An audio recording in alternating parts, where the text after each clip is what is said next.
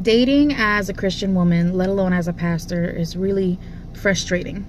Okay, especially online dating, as I've noticed, because being extremely devoted to God and having a deep relationship with God means that I live a pure lifestyle. Okay, that means that in this world that, you know, values sex above everything else, this world that values vanity, this world that says if you don't have sex, something's wrong with you. You know, the world tells you, you know, in our society nowadays to put yourself above everything else, that if it's not making you feel good, then it's not worth it. But I mean, to the contrary, like, a lot of things that make you feel good are bad for you. A lot of things that make you feel good run you down.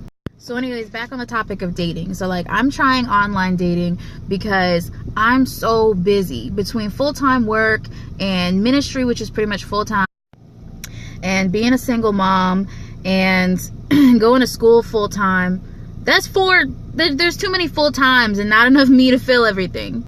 But you know what? I do what I got to do for my God, and I do what I got to do for my daughter and for our future, and, you know, to make a good life and to still be there and to still be present and to still be able to make dinner and to still be able to go and do fun things. You know, I've made a lot of different changes in my life so that I can be present.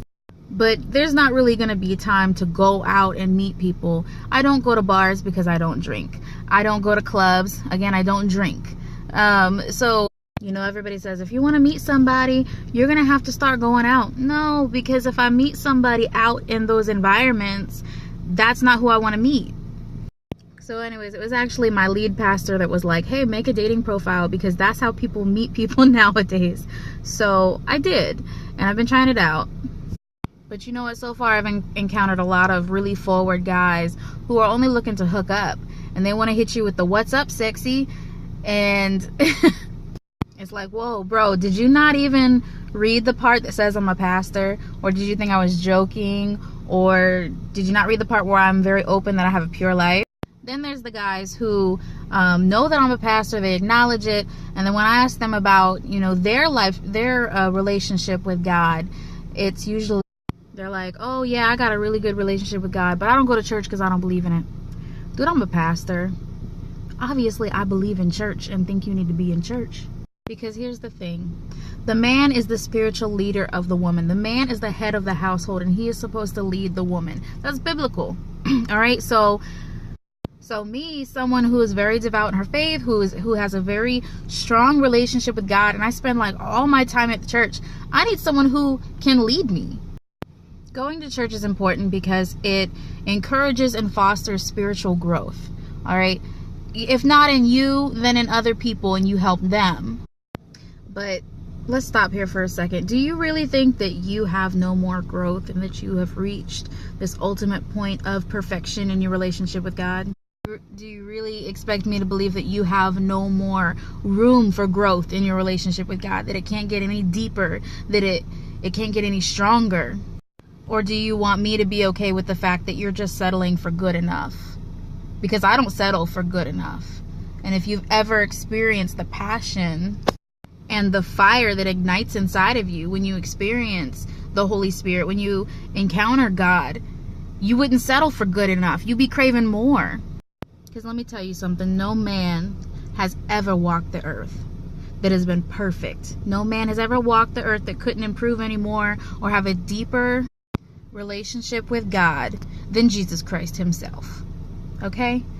And you're not better than Jesus Christ. I'm sorry, honey. You're not. I myself have so much room for growth and so much room for improvement. Like, I strive to be a Proverbs 31 woman. But I know that no matter how deep I go in my relationship with God, there's always deeper. There is always stronger. There is always more work that I can do to be better. And if you're a half behind Christian and your commitment to God is just going to be good enough, what kind of husband am I supposed to expect that you'd be in the future? I mean, I'll pray for you and I'll help you come to Christ if you need me to. But bless your heart, honey, because I ain't settling for good enough. Not in myself, not in my relationship with Christ, and not in your relationship with Christ.